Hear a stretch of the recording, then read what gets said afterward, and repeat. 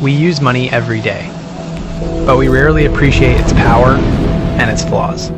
It's a tool that has been at the center of human progress. And as we build bigger and tackle complex problems, we're going to need the best tools available.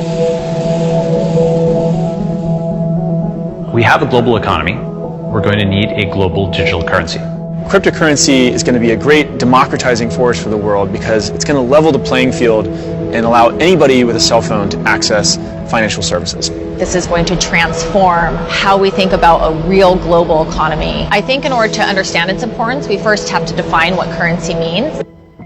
What currency does is it actually allows us to agree upon the value of something. It's almost like a communication tool. There are different ways of coordinating human beings. One way that you can do that is with money. You can incentivize people to try to work on the same thing at the same time. We started off building simple systems like a bridge crossing a river to very amazing things like rocket ships. We went from interacting with our neighbors to now transacting with each other around the world. And we want to make sure that people can move money freely. And our current financial system just doesn't enable that. So the current systems are very centralized, and so we have big banks and big governments. There's a lot of middlemen who make things incredibly inefficient. When you talk about the problems of the existing financial system, you can go to a situation like Venezuela where money is being printed and folks' savings are basically being destroyed. The value of their wealth has been completely eroded. I think a lot of us in the United States sort of take this idea for granted that if someone gives us money, it'll be in our bank account and it's not going to disappear or be taken away from us. And that's really a luxury that many people in the world don't have at all. There are about 1.8 billion people in the world today who have a cell phone but don't have access to any financial services. And what's really powerful about cryptocurrency is that it lets anybody, if you just have a smartphone and internet connection, participate in the global economy. What cryptocurrency does is takes the stability that we have and gives it to the rest of the world. If I have a dollar bill, I can hand that directly to somebody else. There was no bank in the middle there.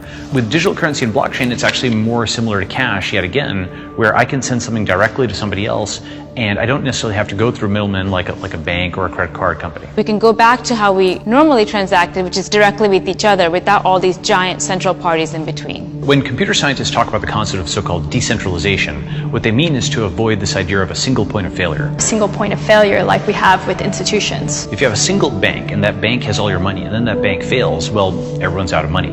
Whereas if you have lots of different individual nodes, hard drives and phones and so on that have some money, well, they're probably not all going to fail at the same time. So you no longer need the middleman to keep track of an internal ledger. All these computers are writing everything down for you. That network effect makes it unbreakable. So technology makes us richer and wealthier because you need less time or less money or less effort to get something done. Right now, when people think of crypto, I think they think of investment. There's a lot of speculation, there's a lot of talk of prices and how much money has been raised, but it's really important to see past that. It'll shift to people actually using cryptocurrency to buy goods and services and transact in the economy. And that's not just send money back and forth, that means employ each other or fund each other. A more global economy is important because there is talent everywhere, but opportunity is not evenly distributed. In a world where this technology is fully adopted, it won't matter what country you're born in. All that will matter is that you have a mobile phone and internet connection, and you have skills and knowledge to learn, and you can contribute to the global economy. You can benefit from the world, and the world can benefit from you.